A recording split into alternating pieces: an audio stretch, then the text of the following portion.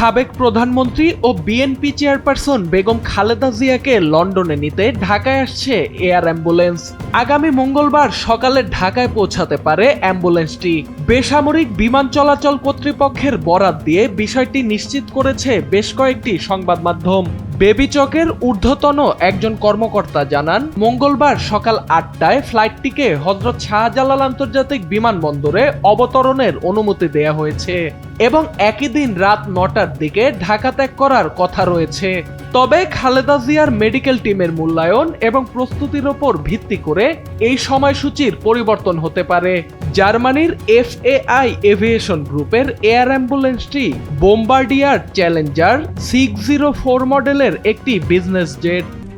RICL TMX, যুগের পর যুগ স্থাপনা থাকে মজবুত।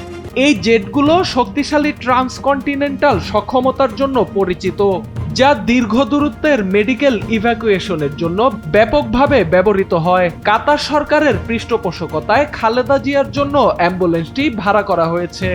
এর আগে কাতারের আমিরের বিশেষ এয়ার অ্যাম্বুলেন্সে খালেদা জিয়াকে লন্ডন নেবার কথা থাকলেও কারিগরি ত্রুটির কারণে সেটি সম্ভব হয়নি।